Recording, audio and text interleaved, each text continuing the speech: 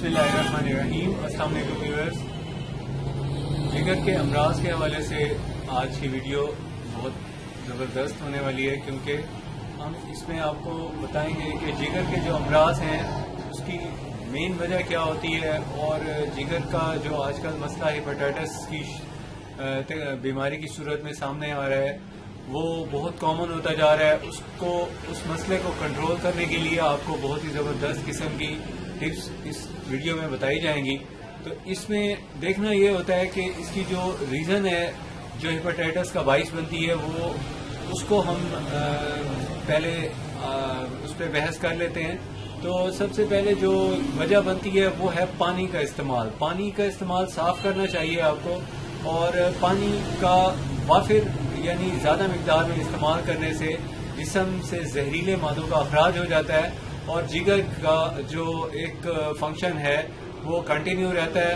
पानी जब कम इस्तेमाल करते हैं तो जिगर की गर्मी हो जाती है, और जिगर की गर्मी होने के बाद फिर जिगर का जो वरम हो जाता है उसको कहते हैं हेपेटाइटिस।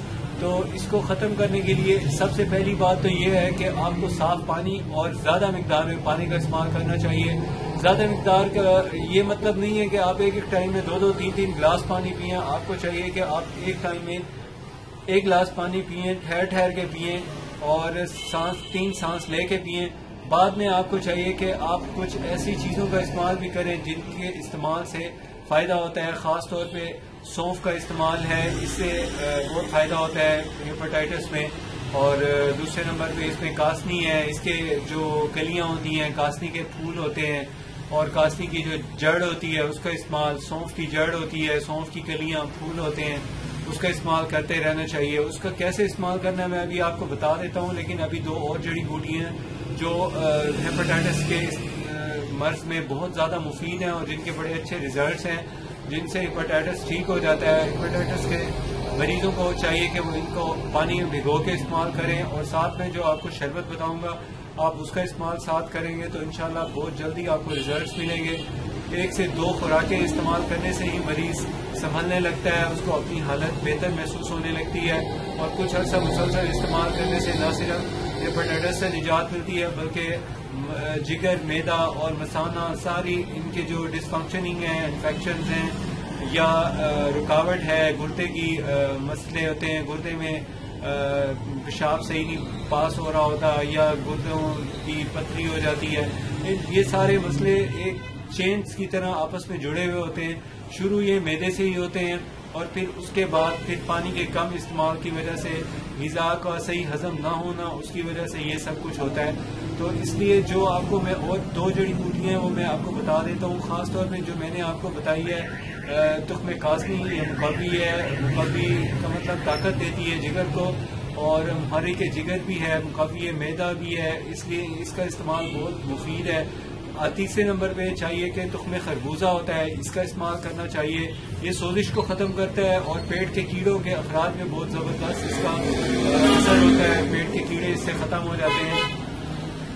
और एक और चीज़ लास्ट जो मैं आपसे शेयर करना चाहूँगा वो ये है, जो कि हेपेटाइटिस के मर्ज में और जिगर के डिसफंक्शनिंग और जिगर की वरम और कमज़ोरी और गर्मी में बहुत मुआविन है, वो है खीरा, खीरे का मगज़।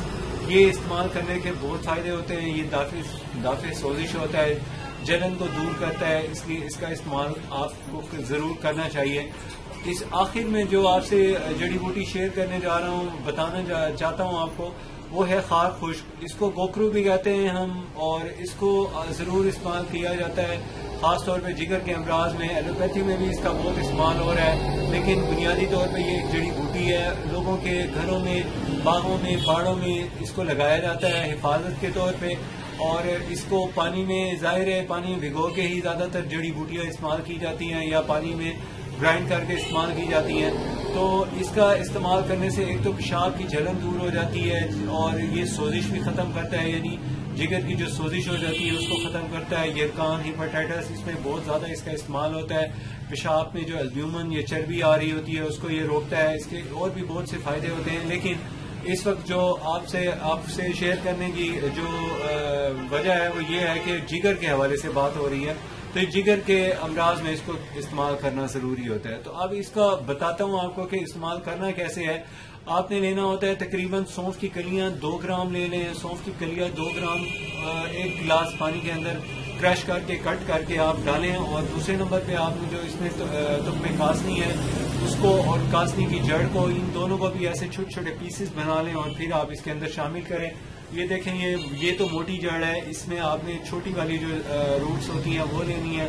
اور دوسری بات یہ ہے کہ جب یہ آپ اس کے پھول لیں وہ بھی دیکھیں, سونگھ کے دیکھ لیں اور اچھی طرح دیکھ لیں, اس میں کیڑا نہیں ہونا چاہیے, صاف ہونے چاہیے پھول اور فریش ہونے چاہیے, وہ یوز کرنے ہوتا ہے. تیسرے نمبر پہ آپ نے تخم خربوزہ اور تخم کھیرا یہ ثابت بھی لے لیں, ثابت لے کے اچھی طرح کریش کر لیا کریں. اور آخر میں تو خار خشک ہے, یہ بھی تقریباً آپ 1 سے 2 گرام اس میں شامل کر سکتے ہیں. یہ چھوٹے چھوٹے کانٹوں کی شکل میں ہوتی ہے اور اس کو آپ نے جب استعمال کرنا ہوتا ہے اس سے پہلے آپ اس کو بھگو دیں. 2 سے 4 گھنٹے بھیگنے کے بعد یہ سافٹ ہو جاتی ہے. اس کو بعد آپ شیکر میں اس کو شیک کر لیں اور اس کے بعد چھان کے اس کے اندر آپ کوئی شربت ملائیں. خاص طور پہ شربت بزوری اور شربت سندل آپ استعمال کیا کریں. اس مرض کے لیے بہت ہی فائدہ مند ہے اور اس کا بہت اچھا رزلٹ ہے. اور اس سے سارا جو میں نے آپ کو سمٹمز بتائی ہیں, معدے کی جلن اور پیشاب کی جلن وغیرہ, اور جو جگر کے مسئلے ہیں یرقان وغیرہ, رگت کا پیلا پن, وہ سارا ٹھیک ہو جاتا ہے. تو اس کو آپ کو استعمال کرنے کے ساتھ ساتھ اگر کوئی دوائی کا استعمال کر رہے ہیں وہ بھی جاری رکھیں. آپ کو بہت جلدی اس کے استعمال سے فائدہ ہوگا. یقین کیجئے تقریباً 2 سے 3 خوراکوں میں ہمارے پاس جو پیشنٹس آتے ہیں اس کے استعمال سے وہ امپروو کر جاتے ہیں. اور آپ اپنی صحت کا خیال رکھنے کے لیے آپ کو چاہیے کہ غذا نرم استعمال کریں, آرام کا خاص خیال رکھیں اور خاص طور پہ جنسی افعال سے اجتناب کریں, پرہیز کریں, اپنی صحت کا خیال رکھیے. اگر آپ نے میرا چینل ابھی تک سبسکرائب نہیں کیا تو پلیز سبسکرائب کر لیں. اللہ حافظ.